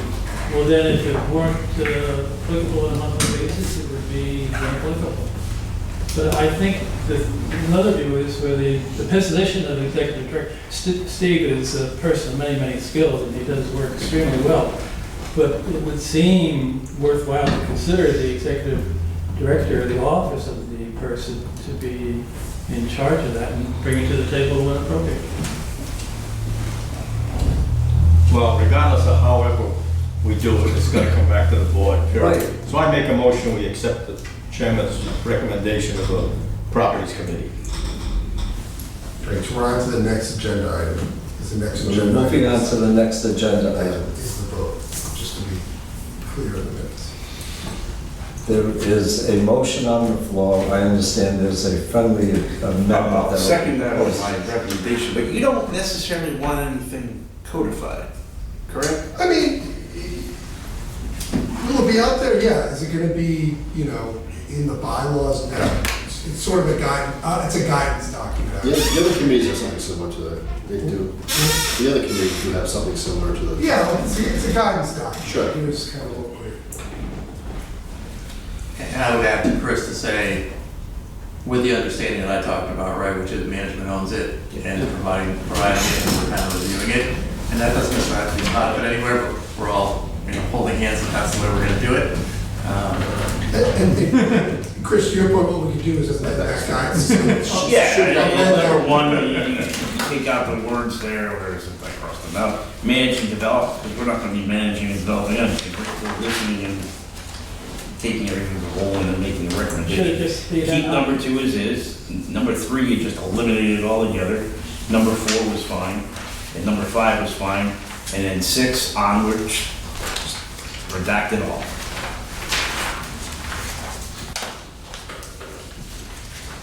So could you repeat that, I'm sorry? Yep. So, number one, get rid of the words manage and develop plans for the use, because we don't do that. That's not our purview. Number three, get rid of completely. Number four was fine. Number five was fine. And from 6 onward, delete all that. Well, when you say 6 onward, You've got the thing down below is just illustrative stuff, but yeah, okay. I understand. Because then it starts looking like, okay, we're identifying present properties and uses. We're not just doing but cataloging. I understand, but these are the questions that we'll have back to him. But anyway, so, Mr. Janigo. Yeah, George has a question. Excuse me. Me. Excuse me. No, excuse me. We have a motion on the floor. We have a friendly amendment to that motion, so we go through that process and then see, then we can have discussion on it. So let's try to do one thing at a time here. We have a motion from Mr. Janigo. It's a friendly amendment by Mr. Stanley to remove 2 words, manage and develop in item 1, strike item 3, strike item 6. Do we, usually we accept the motion No, you need a second. first. You need a second to that. Do we have a second on Mr. Janito's motion? Second. Okay, then we can have a discussion. And Chris now is offering a friendly amendment to the original motion, which I just outlined and Chris outlined a moment ago. Do we have a second to that? second Chris's motion. Is, you amend your motion? No, I'm second Chris's motion. Okay. So we have a second on Chris's motion. Do we have a discussion on Chris's motion now? Yeah. Yes, sir. Should it just be an ad hoc committee? You could, except for the fact that it states in the statute that the committees have to be voted on by the board. So you can't, I don't know what you mean by ad hoc. I mean, it's gonna be. It only lasts for a period of time. Yeah. But I don't know how you define that period of time because we're gonna go and always own property. I was on an ad hoc to the structure trust. I mean, you're gonna need a vote on it. Could you speak up so we all can hear what you're asking, George? I couldn't hear what you said. I mean, you're gonna need a vote on it. I don't think there's any, I mean, you could put a timeline on it. I think I would just vote to establish it, and if at some point, If necessary, you could disband it. you can disband it. A committee exists to respond to a need. If a need exists, there's a committee meeting. Like on a monthly basis, Dan says, hey, here's a report, but we don't have to have a meeting of the committee. Dan came in and said, you know, we need this to be approved by the board and we need a committee meeting to discuss it. We would have that. Should we call those ad hoc committees too? No. And there's nothing sacred about having any of the committees that we have already. They're not defined in legislation. They're what we define so that we can operate the agency. Chairman, I call for a vote on the Chris's amendment as he proposed it with the elimination of the words in the paragraphs. Okay, so the motion that has been made, seconded, is to strike the word manage and develop in line 2 of section 1, and to strike item 3, and to strike item 6, and to remove the possible activities that are listed on page 2. All in favor say aye. Aye. Any opposed? We have a decision. Okay, we can move on. Steve is trying to hide a smile.